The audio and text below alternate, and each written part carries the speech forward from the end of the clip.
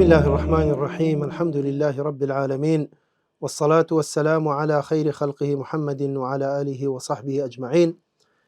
أما بعد، بارزان خوشويستان، بردوام لا شيكرنوا وشرح كردني 40 نووية أمر لخزمت فرمودي حفتمين فرمودي يكلا هولاني پیغمبر درود خواه لسربي أويش بناوي تميم بن أوس الداري. تميم الداري طبعا يكك لهولا برزكاني پیغمبر درود خواه لسربي. طبعا فرموديك صحيح إمام مسلم روايتي كردوا، وفرموديك گرنگا زور استباسي گرنگي فرمودكش دكين جارك پیش بين سر فرمودك و فرمودك بخوين نوا و گرنگي فرمودك باز بكين. باسي تميمي داري دكين ك تميمي داري يكك لهولا برزكاني پیغمبر درود خواه لسربي كچند تايبت مندية كي هي حقت ام هولا برزا كبيشتر طبعا نصراني ومسيحي بوا بلين لبيش سرطاي اسلام دوائل صالي بلين نوي كوشي مسلمان بو طبعا او لقل يك لبراكاني بناوي نعيم خواي قورة هدايتي دانو ومسلمان بن. تميمي داري بأصل خلكي فلسطين، وكنيي أبو رقية. طبعا أم هاولا بريزا چند تايبت مندية كي هي يكم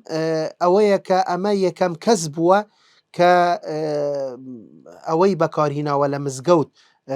يعني سراج شيا أواني وكو بلين موم. طبعا موم نبوة يعني نوعا وكو زيتك بودان كردنا شتك دواي مثلا آقريان بي هل ذكرت يعني بوويكا روناق ببي وبتايبتي شوان لناو مزقو. طبعا دلي أم هاولا يكم كذبوا كأما يتروكو بزانا داهنانك درستي كردوا ولمزقو داينوا وخلقك زور سودي لي ورقرتوا. تميمي داري يكم كذبوا ك يعني قصي تشيروك يعني وكو اويك داهناوا طبعا دواي او خلك تريش دهاتن تشيروك يعني دقوتا ولا بو خلق. طبعا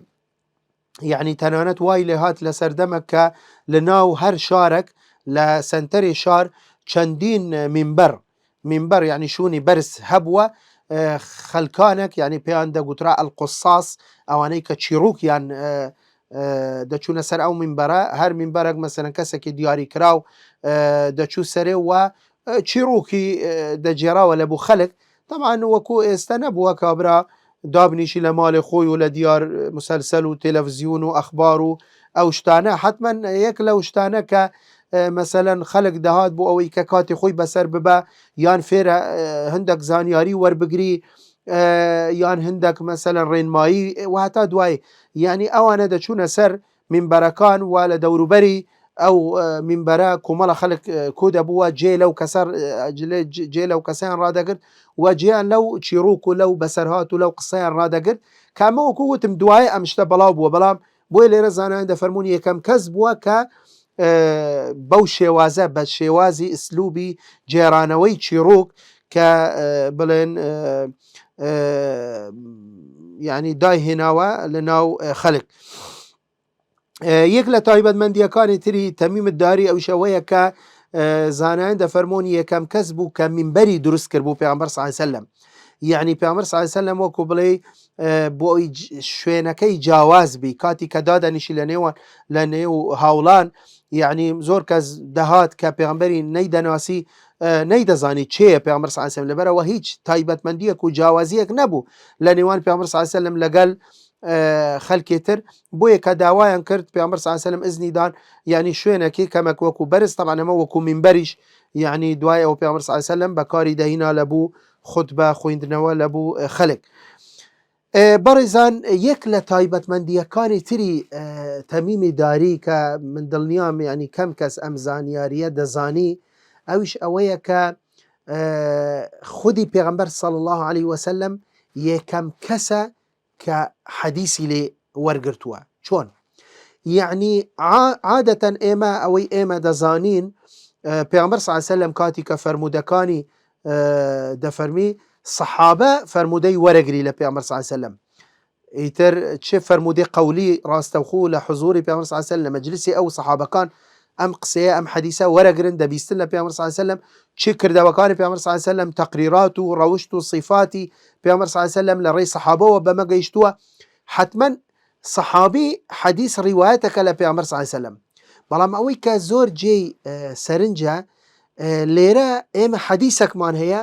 کە پێغەمبەر صلی الله عليه وسلم لە تەمیمی داری وەرگرتووە. طبعا بەڵێ ئێمە تەمیمی داری خوشی وەکو سەحابی وەکو گوتم ئەگەر چی ئەو لە بڵێن کوتایی سەردەمی ئیسلام مسلمان بوو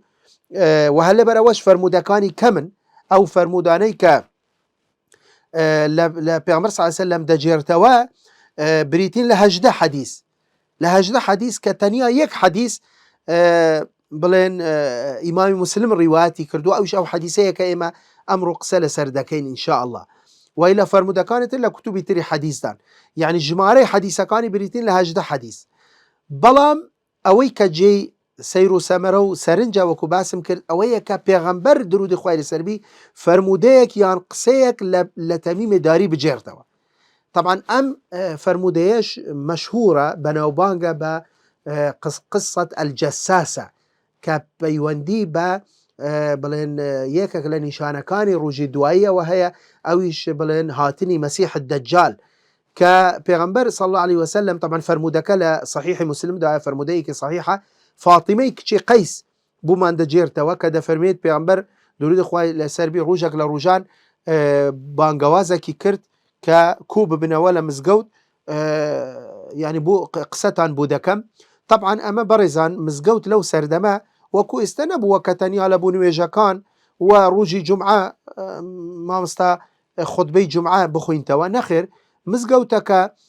لە بوو زۆر شت بەکاردات. یەک لەو شتانە هەر کاتێک کە پێغەمبەر درودی خوای لەسەربی پەیامێکی بویست بوو پەیامێک بگەینی بە خەڵکەکە، بە مسلمانان، بە هاوڵان، بە پیاوان، بە ژنان، یعنی بانگەوازیەک دەکرد بۆ ئەوەی خەڵکەکە کوو ببیتەوە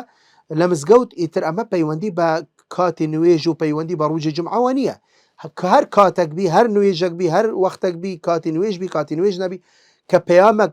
پێغەمبەر صلی الله عليه وسلم بویست بوو بیگەینتە خەڵک، بانگەوازێک دەکرا خەڵکەکە کوو دەبووە. فاتیمەی کچی قەیس دەجێرتەوە دەفەرمێت جارێک کە یەک لەو بانگەوازانە کە بانگەواز کرا بۆ ئەوەی کە سەحابەکان کوو ببنەوە لە مزگەوت، فاتیمەی کچی قەیس دەفەرمێت ئێمە وەکو ئافرەتانیش ڕۆیشتین، ئێمە لە سەفەکانی پشتەوەی پیاوەکان دانیشتین، دوای ئەوە پێغەمبەر درودی خوای لەسەربی سەرکەوتە سەر مینبەر و پێدەکەنی، بەڕۆی مە پێدەکەنی. پرسیارێکی کرد فەرمووی ئەی خەلچینە دەزانن من بۆچی ئێوەم بانگ کردووە؟ خەڵکەکە فەرمویان الله ورسوله أعلم، فەرمویان والله نا والله یا رسول الله، خوا و پێغەمبەر درودی خوای لەسەربی دەزانن لەبەرچی ئێمەت کوو کردەوە. ئەو جا فەرمووی پێغەمبەر صلی الله عليه وسلم فەرمووی تەمیمی داری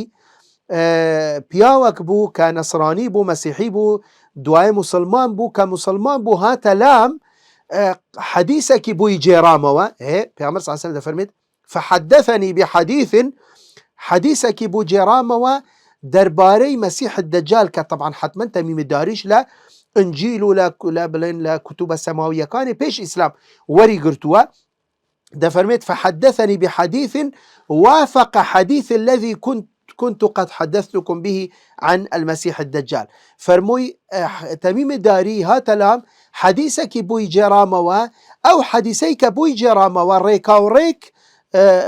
نفسی ئەو حەدیثە بوو کە پێشتر من بۆ ئێوەم جێراوە کە باس لە هاتنی مەسیح الدەجالەکە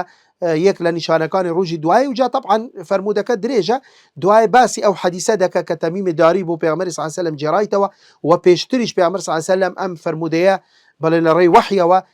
وەکو نیشانێک لە نیشانەکانی ڕۆژی دوایی هاتنی مەسیح الدەجال بە سەحابەکانی ڕاگەیاندبوو. بەڵام لێرە پێغەمبەر صلی الله عليه وسلم وەکو بڵێ ئەمە یەکێکە لەو شتانەی کە پێغەمبەر صلی الله علیه وسلم گرنگی پێداوە تەنانەت قسەی تەمیمی داری دەجێرتەوە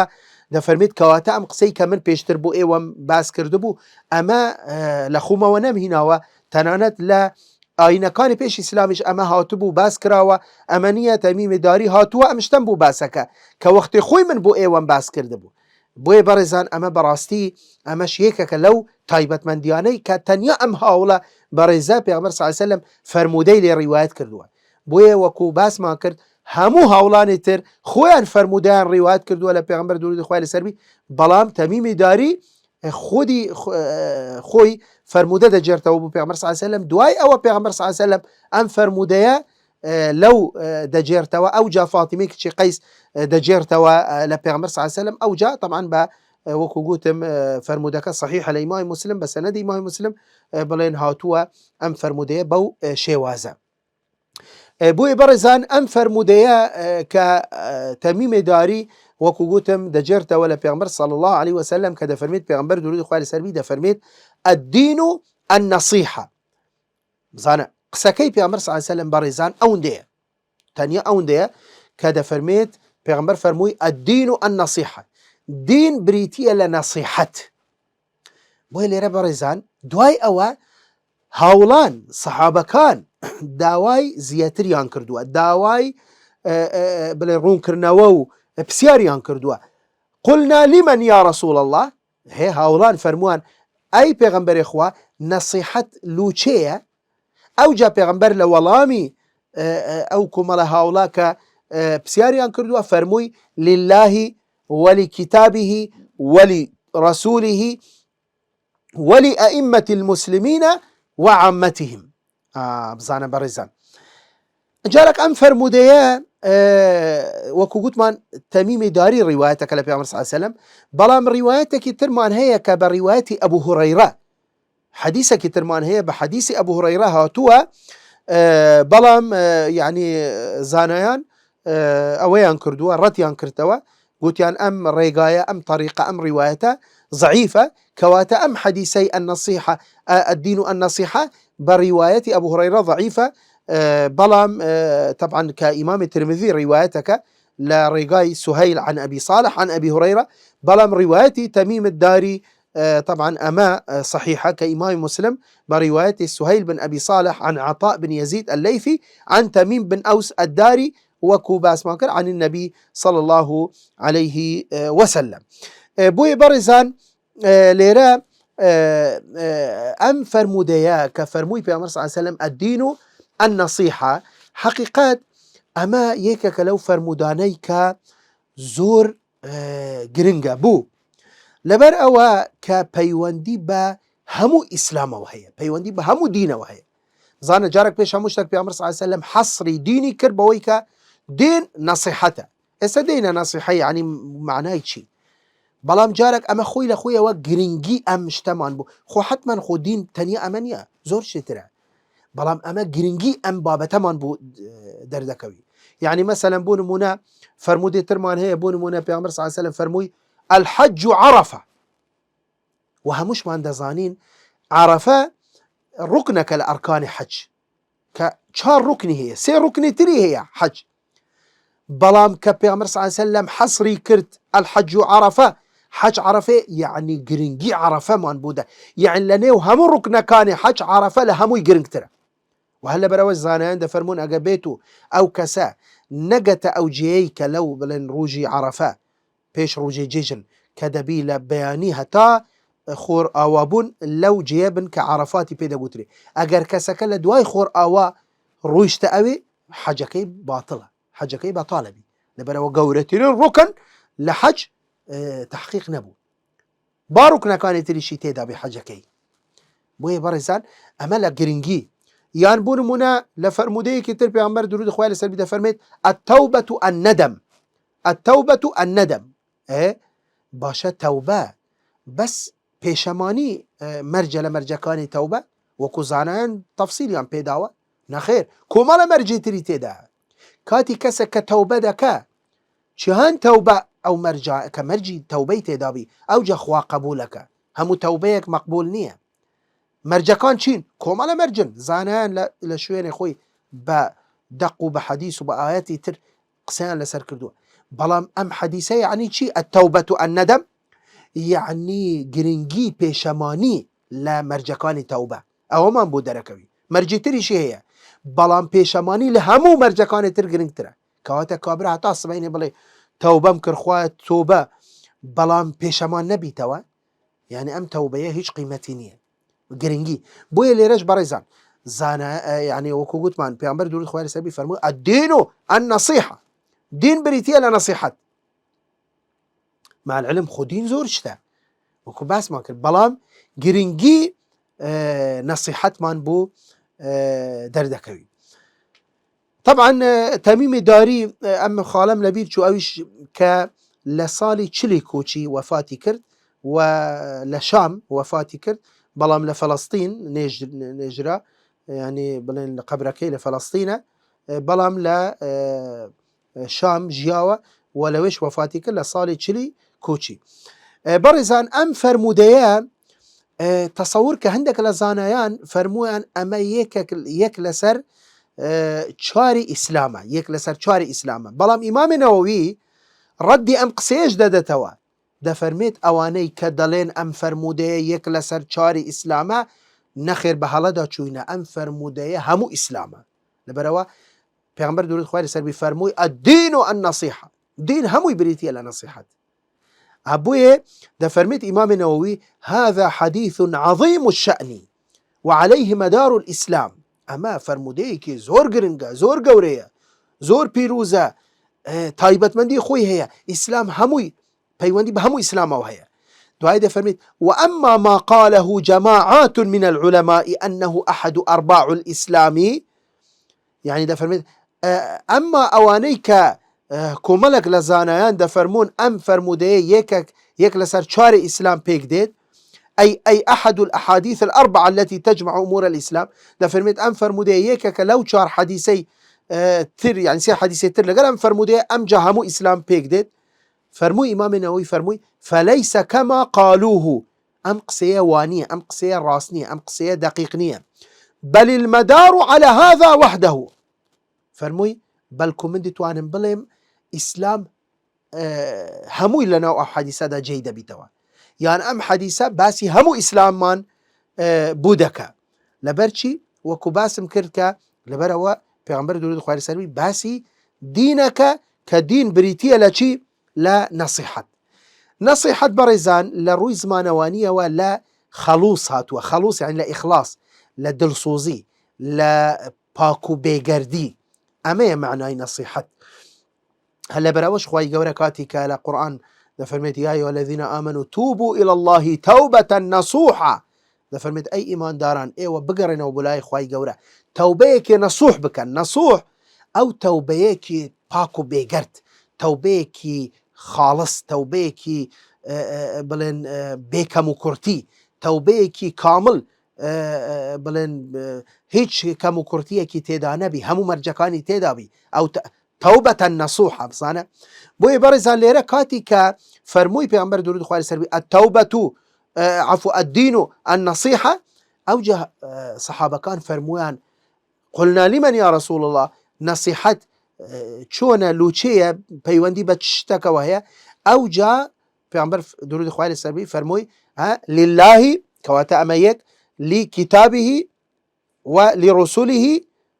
ولأئمة المسلمين وعامتهم كواتبو بينج شتا نصيحة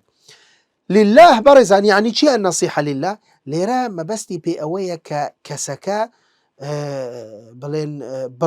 برواي بخواها بي بروابونك تواو إيمانك راستقينا بخواي هبي كخوا أوي دروس كردوا خوا أوي خلق كردوا خوا رزقي دادا خوا كوني دروس كردوا يعني بروابون بخوا وكو خوا وكو رب أوجا بروابون بخوا وكو إله ك بلين تنيا خوا ببرستي تنيا عبادتي خواي قوربك أوجا شوين كوتني دين خوا أوجا جيرالي فرمانكاني خوا يعني دور كوتنا ولو شتاني كخوا حرامي كردوا يعني دور كوتنا ولا بأمري خوا لعصيان ولا معصيته ولا بأمري خوا يعني ئەو شتانەی کە خوا خۆشی دەوێت ئینسان ئەو شتانە دەبێت خۆش بوێت، ئەو شتانەی کە خوا ڕقی لێ دەبیتەوە دەبێت ئینسان ڕق لەو شتانە ببیتەوە. یعنی بە کورتی بیر و بڕوای ئینسان بەخوا کامەیەکە کە لە ئەرکانی ئیمان وەکو پێشتریش ئاماژەمان پێکرد ئەمەیە النەسیحەت لله. ئەو کەسەیە کاتی کە بەو شێوازە مامەڵە لەگەڵ خوا دەکە، خوا دەپەرستی، ئەمە نەسیحەتەکە لێرە لله ئەمەیە، یعنی کە عیبادەتەکەی خاڵص بی. وەکو گوتمان نەسیحەت بریتیە لە ئیخلاص، لە دڵسۆزی، لە پاک و بێگەردی، دینەکەی بەو شێوازە قبولی کردی و بەو شێوازە وەریگرتی بی. النصيحة لكتابه أدي أوتشي النصيحة لكتابه ولكتابه برزان أو قرآنية بروابون إيمان إنسان بويك أم قرآن كلام الله، كلام خوايا، بيام خوايا لبو مروفاتي، منهج دستوري جيانا إنسان دبي بوشي وعزا وري بقري. أم قرآن تنيا نهاتوا إنسان بخوين تو بتبركو وەکو پیرۆزی مامەلەیەکی لەگەڵ بکە بەس ئەوەندە نە، دەبی بیخوینتەوە، بەڵێ دەبی لەبەری بکە، دەبی لێی تێبگەی، دەبی جێبەجێ بکە و دەبی ئیشی پێ بکە. هەر کەسێک کە بەو شێوازە مامەلەی لەگەڵ قورئانی کرد، لەگەڵ کەلامی خوای گەورەی کرد، ئەوجا بە گەورە بزانی، بە پیرۆزی بزانی، بە شێوازێکی ڕێک و پێک و جوان تەنانەت خوێندنەوەی قورئان ئەسوڵی خۆی هەیە، هەمومان دەزانین ئەسوڵ و زاوابط و بنەما و تایبەتمەندی خۆی هەیە، ئەحکامی خۆی هەیە. بە شێوازێک ئەم قورئانە تیلاوە دەکەیت، تەدەبوڕەکەی، بە شێوازێک لێی تێدەگەی، چۆن بڵێن مامەلەی لەگەلەکەی، چۆن قبولی دەکەی، چۆن بڵێن ئیشی پێ دەکەی، ئیش پێکردن بەچی بە قورئان. ئەوجا وەلیڕەسوولیه بەڕێزان نەسیحەت لەبوو پێغەمبەر درودی خوای لەسەری بریتیە لە گەورەکردنی پێغەمبەر، خۆشەویستی پێغەمبەر درودی خوای لەسەری لەناو دڵمان بێ، خۆشەویستنی پێغەمبەر و ئالوبەیتی پێغەمبەر و هاوڵان و شوێنکەوتوانی پێغەمبەر درودی خوای لەسەر بی، خۆشەویستنی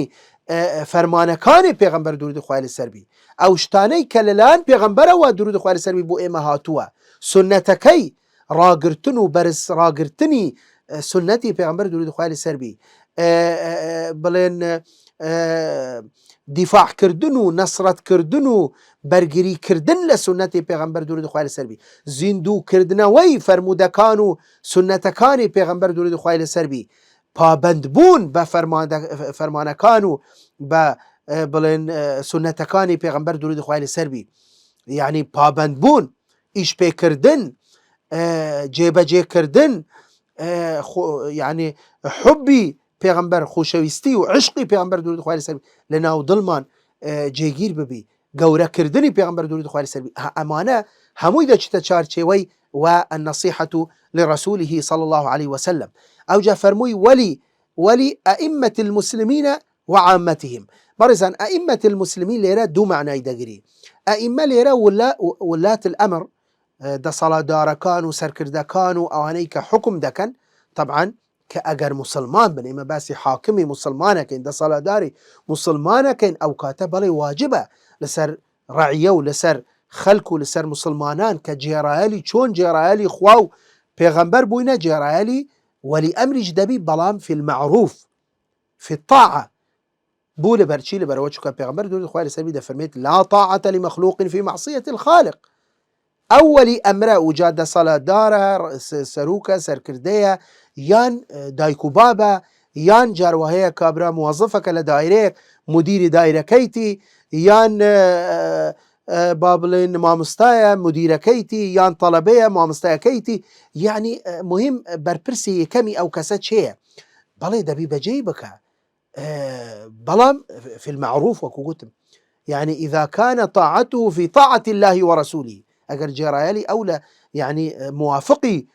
طاعي خواه بيغمبر بي، موافقي قرآن وسنة بي، موافقي كلام خواه بيغمبر بي درود خواه لسلم، أو كاتا واجبة. بلام في المعصية نخير تنانت أجر دايكو بابيش بي أجر هر كسك بي بلام أمري بإنساني كرد بويك بيشواني دينه بيشواني شرعه بيشواني فرماني خواه بيغمبره درود خواه لسلم، أو كاتا بلين ئەمری ئەو کەسە جێبەجێ ناکرێ. و بەشی دووەم بەڕێزان ئەویش عولەما و زانایانن کە دەفەرمێت وەلی ئەئیمەت المسلمین، ئەئیمەی مسلمانان زانایان و عولەما، یعنی مسلمانان مەفروض ئەوە بەڵێ بە قسەیان بکەن و تەوقیریان بکەن، بە گەورە مامەڵەیان لەگەڵ بکەن و ڕێزیان لێ بگرن و تەنقیسی شانیان نەکەن و بە قسەیان بکەن. ئەمانە هەمووی دەچتە چارچێوەی ئەوەی بەرەوە ئەوانە خوای گەورە پلەیان بەرز کردووە. وفوق كل ذي علم عليم يرفع الله الذين آمنوا منكم والذين أوتوا العلم درجات. كواتا هل يستوي الذين يعلمون والذين لا يعلمون؟ أوانيك زانان شرع زان، أوانيك بلين فقهاء مفتيين مجتهدي أمة گەورە زانایان بەداخەوە. ئێمە لێرە و لەوەی دەبینین زۆر کەسەیە زۆر بێڕێزی بێئەدەبی بەرامبەر لە زانایان دەکە. هەر قسەیەک بیستیتی لێرە و لەوێ دێت یعنی قسە بە گەورە زانایان دەڵێ ئەمە تاوانێکی گەورەیە بەڕێزان. ئەمانە خوا گەورەی کردینەوە، دوایش ئەوانە لە نەتیجە ئیجتیهادیان کردووە. قەیچیەکە ئەگەر لە هەندێک بابەت بڵێن هەڵەشیان کردبی، بەڵام ئەمانە یعنی شروطی مجتهدیان تێدا بووە. ئەوجا خوای گەورە بڵێن پلەیان بەرز کردەوە و لە ڕێی ئەوانەوە ئەحکامی شەرعی و شریعەت بۆ ئێمە هاتووە و بۆ ئێمە باس کراوە و ڕوون کرایتەوە و جوهدێکی زۆر سەرف کراوە. ئەوان شەو و ڕۆژ لە خزمەتی دین و ژینی خەڵکدا بووینە، لە خزمەتی بڵێن مسلماناندا بووینە. ناکرێ بێڕێزی و بێئەدەبی بەرامبەر ئەوان بکرێ، کەواتە دەبی بەو شێوازە مامەڵە لەگەڵ زانایان و گەورە زانایانیش بکرێ. بۆیە بەڕێزان ئەوجا لە کوتایی فەرمووی وەلی عامەت المسلمین وەلی ئەئیمەت المسلمین و عامەتیهم، نەسیحەت لە بوو هەموو خەڵکیش دەبی. لێرە بەڕێزان نەسیحەت معنای ئاموژگاریە. لێرە نەسیحەت بە معنای چییە؟ بە معنای ئاموژگاریە کە ئینسان بێت چ بکە؟ ئاموژگاری کەسێ تر بکە، ئاموژگاری بڵێن خەڵکێ تر بکە، مەرجنی ئەو خەڵکە یعنی لە هەر ئاستەکدابی هەر صیفەتێکی هەبی یعنی باشتر وایە ئینسان چ بکە؟ ئینسان ئەوەی بکە، یعنی ئینسان ئاموژگاری بکە، نەسیحەتی بکە. بەڵام بەڕێزان نەسیحەت بحەقەت یعنی چەند بڵێن ئادابێکی هەیە، یعنی دەبێ ئینسان ڕەچاوی ئەو خاڵانە بکە هەر بە خێرایی. لەو کاتێک کە لە پێشمان ماوە قسە لەسەر ئەو ئادابانە دەکەین، ئەو مەرجانە دەکەین. هەرێ ئایا نەسیحەت و ئاموژگاری هەر ئەو هاتووە و بە هیچ بە هەر شێوازێک بی، بە هەر پێوەرێک بی، هەر کاتێک بی، هەر جێیەک بی، هەر کەسێک بی، یان نەخێر ئوسوڵی خۆی هەیە، زەوابط و مەرجی تایبەتی خۆی هەیە؟ بەڵێ مەرج و زەوابطی تایبەتی خۆی هەیە. خاڵی یەکەم بەڕێزان ئەوش ئەوەیە کە ئاموژگاریەکە ئەو کەسەی کە ئاموژگەرە یعنی ئاموژگاری دەکە ناسەحە، ئەو کەسە بەڕاستی دەبی چبی؟ دەبی دلی خۆی ساف بکە، دەبی نیەتی خۆی پاک بکە، دەبی تەنیا مەبەستی پێ ڕەزامەندی خوای گەورە بی. کاتی کە هەڵەیەک دەبینی، کاتی کە دەیەوێت ئاموژگاری کەسێک بکە، کاتی کە دەبینی شتێکی بێ ئەمری خوا دەکرێ مەسەلەن لەلایەن کەسێکەوە، یعنی کاتی کە ئەو هەڵدەستی بەو ئەرکە شەرعیە، بەڕاستی دەبی پێش هەموو شتێک یعنی مەبەستی پێ دنیا نەبی، مەبەستی پێ بەرژەوەندی تایبەت نەبی، مەبەستی پێ ڕیا و سمعە نەبی، مەبەستی پێ ئەوە نەبی کە خۆی پێ بهینتە دەرێ و کە من شتێک دەزانم ئەو کەسە نایزانی. مەبەستی تەنیا ڕەزامەندی خوای گەورە بی و لە پێناو خوای گەورە بی بۆ ئەوەی کە خوا ئەجر و پاداشتی ئەو کەسە بدەتەوە و لە مەبەستی پێ بڵێن ئەو ئەرکە شەرعیەی کە لەسەر شانیتی ئەدا بکە، مەبەستەکەی پێ ئەوە بی. چونکە ئەگە بێت و مەبەستی تری هەبی، بەڕاستی ئەو کاتە یەکێک لە هەرە مەرجە سەرەکیەکانی نەسیحەت تحقیق نابی و ئەو کەسە نەک خێری بوو دەنووسرێ بەلکو زۆر جار لەوانەیە گونەحیشی بوو بنووسرێ. خاڵێکی تر بەڕێزان ئەویش ئەوەیە کاتی کە ئەو ئاموژگاری کەسێک دەکە دەبی دڵنیابی لەو شتەی کە ئەو پێی دەڵێت کە ڕاست بی، نەک خۆی لە خۆیەوە جارە گومانی هەیە لەوە. بۆ نمونە کەسێک کردەوەیەکی دیاری کراو، قسەیەکی دیاری کراو دەکە، مەسەلەن بیر و بوچوونێکی دیاری کراوی هەیە، خودی خۆتیش گومانت هەیە لە قسەکەی ئەو، یعنی گومانت هەیە کە قسەکەی ئەو ڕاستە یان ڕاست نییە، لو كات أتو نابي بتشي رأسا يخي بقري رأسا بلي أتو بو أو قسيت كرت أو كردويت أنجام دا أو كرينو فروشتا نازاني مثلا حرامة أتو يعني بتشي تدخل بكي هلو كاتا كخوت هتا استدلنياني لوي يعني قمانت هي لو شتيك أو أنجامي داوا يترقسي كردوية وكو قوتم حرشتك يعني نابي أتو رأسا بي بكوي ناوي تدخل بكي وآموشقاري بكي بحسابي خود يعني يعني أو كسهلي كردو ولا بروا جارك خود ضلنياني كأو شتا كأو كردويتي هليا يانا يعني دبي شبي نابي يعني بينات كردبي لسر قمانك لسر شبهيك نا دبي يقينة تبي تحقيق كردبي كأم قسية أم كردوية أم كروينو فروشتنا أم شيوازة زواجة بونمونا يعني هتا دواي أما هليا أما حرامة أما جناحة أما تاوانة أما سربيجي في أمر إخوة أو كاتا تضلنيا يقينته أو جاش إخلاصة هي لبناو خوا نصيحتك أو كاتا درسته بتشي نصيحتي بكي خالك تر بريزان كحق رشاو بكري لا كاتي آموشقاري ونصيحتي أو شوية كدور كوية ولا تجريح كردن أتو لبناو خواي قورة تويت نصيحتي بكي نابي بس شوازك رق بأسلوبك تنت يعني مثلا بشي جويني بيبدي يعني بشينيوا يعني قسيك رقي بيبلي يعني بتكبره مثلا نصيحتي بكي أمانة براستي أقبتويت أنجامي هبي آموشقارية كت دبي لو بريبا نرموني يعني بأسلوبك جوان يعني وابكي كا هستي بريندار نكي أقام بستد بي أو بك أو واسلو كردوية واسلق لو قسيه ولو هلو يستبيني أتو أقام بستد أو بي براستي دبي جوانترين شيواز جوانترين وشا بكار بهني أو جابتشي شبكي يعني دلنيابي لويكا هستي بريندار نابي وأو كاتا حتما أو كساش ليت قبولك بلا ما قربا تندو تيجي وبرقيو بأسلوبك يعني ناشرين بتشي روبروي ببياوا والله تشي أتو آموشقاري دكي حتما أو كساش ليت ورناقري تنانت أقل لوش قورة تربي أقل مامستاي آيني بي أقل كسكي ريش سبي بي يعني أو كسا هر كسك أقل أو كسا من دالك يشبي يعني أو كسا حتما عزة نفسي خوي هي كبريائي خوي هي شخصيتي خوي هي نابي لك داري بكي نابي هستي بريندار بكي خالك تر بريزان أويش أويا ك جيو ريش يعني وجيو شوينو كاتش دياري بكي يعني ناكرت همو كاتك كاتي آموشقاري نية يعني بونمونا مثلا تولى تعزيهكي أما أنا زور جاروي ده إنسان كابرا طازة جنازكي هاتو توا مثلا أو كسلوانية كفري شكرت بونمونا يعني ناشكري كرد مثلا قسيكي لدمي درشو يعني لو كاتا جنجاو نية أتو بي رأسا يخي بقري بلي نا أتو بأس شوازك وأسلوبك هولي بدا هواشي بكوا بلام مثلا دواي أولا كاتا كتر مثلا كاتا كهاتا وسرخوي أو كاتا أصلا لواني عقله هوشي لا فكري خويني لا مشكيني لواني هرشي بيبلي قبول نكا ليتور نقري بلام أتو أجر كاتك ترد كاتك جنجاو بعد هلا لبرنامج داوي بلام كاتي بوي دياري بك جي بو دياري بك باشا لهمو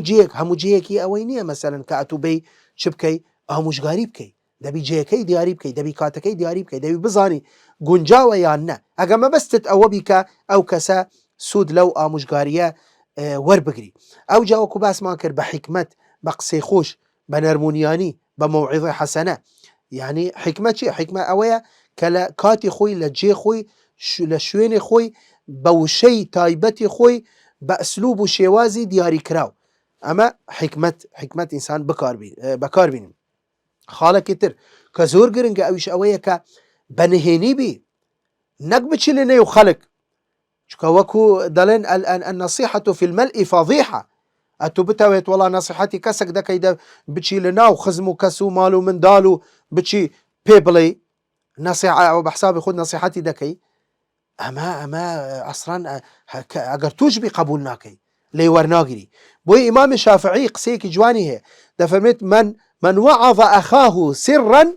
فقد نصحه وزانه دفرمت هركسك أقبراك يا خوي نصيحتي كر آموشقاري كرد بنهيني بتنيا بجيا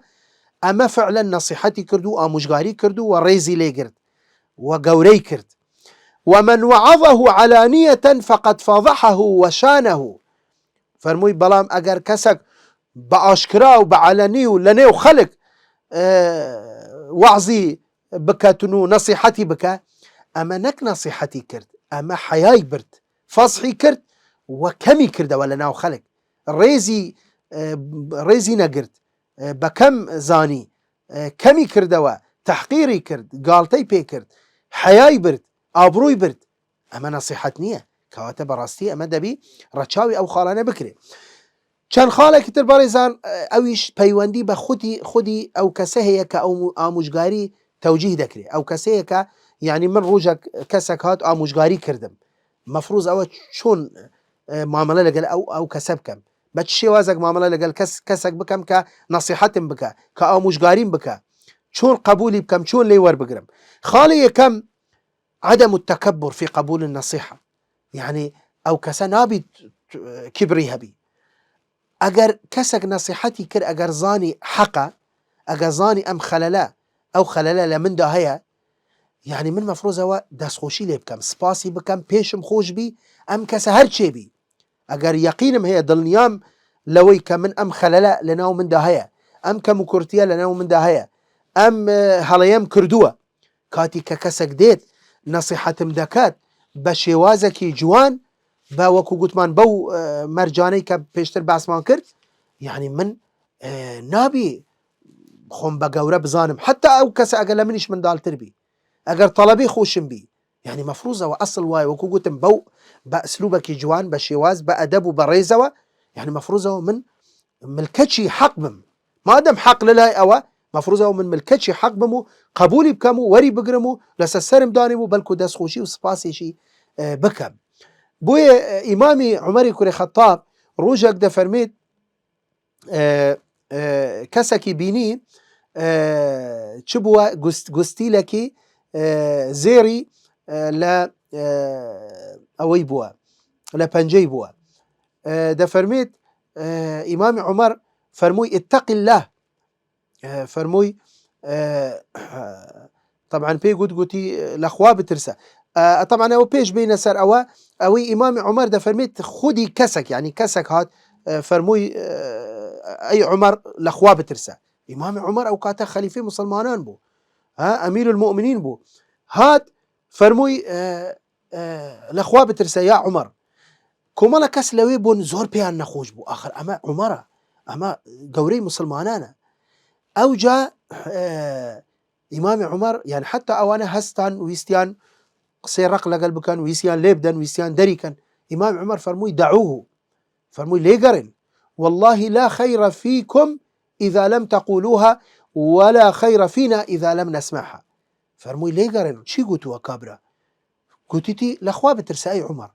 واللهی خێر لە ئێوەدا نییە ئەگەر نەهێلن خەڵک ئەوها بە گەورەکانیان بڵێن لەخوا بترسن، و خێریش لەمەدا نییە ئەگەر ئێمە قبول نەکەین، ئەگەر ئێمە جێ لەو کەسانە ڕانەگرین. کەواتە بەڕێزان بزانە ئەمە گەورەی مسلمانان بوو، تەقبولی نەسیحەتی کرد، قەیچێکە. ئەوجا خاڵێکی تر بەڕێزان کە ئینسان بەردەوام نەبی لەسەر باتڵ، یعنی لە ڕکی تو مادەم ئەتوو نەسیحەتی منت کرد شەرت بی ئەم کردەوەیە، ئەم بڵێن ڕەفتارە، ئەم قسەیە بەردەوام بم لەسەری. نا، ئینسان دەبی ملکەچی حەق بی، کە زانیم غەڵەتم، کە کەسێک ئاگاداری کردمەوە واز لە غەڵەتەکە بهینم. خاڵێکی تر بەڕێزان ئەویشەوەیە کە ئینسان بە کردداری نەسیحەتەکەی وەربگری، نەک بەس بە قسە بڵێ بەسەر چاو قەیناکە و ئینشاءالله بەسەر، بەس نا، بە کردداری. بۆیە ئەم حەدیسە پێغەمبەر صلی الله علیه وسلم عەبدوڵای کوڕ عەباس دەجێرتەوە کە دەفەرمێت پێغەمبەر دووری خوای لەسەر بێ ڕۆژێک کەسێکی بینی گوستیلەیەکی زێری لە پەنجەیدا بوو، مع العلم پێشتر پێغەمبەر صلی الله علیه وسلم حرامی کردووە لەسەر پیاوان کە زێر بکە، یعنی هەلی بگرن. ئەوجا پێغەمبەر صلی الله علیه وسلم فەرمووی ئەم گوستیلە فڕەیدە. ئەوجا کەسەکە فڕەیدە، کە فڕەیدە دوایی کە پێغەمبەر صلی الله علیه وسلم ڕۆیشت، کەسێک لەوێ پێ دەڵێت تازە پێغەمبەر صلی الله علیه وسلم پێی گوتی فڕەدە گوستیلەکەت هەلگرەوە، لو خۆت بڕۆ بفروشە سوودی لێ وەربگرە. ئەوجا بزانە کەسەکە فەرمووی چی؟ فەرمووی والله لا آخذه أبدا وقد طرحه رسول الله صلى الله عليه وسلم، کە ئیمامی مسلم ئەم حەدیسە ڕیوایەتە، فەرمووی والله من ئەم گوستیلەیە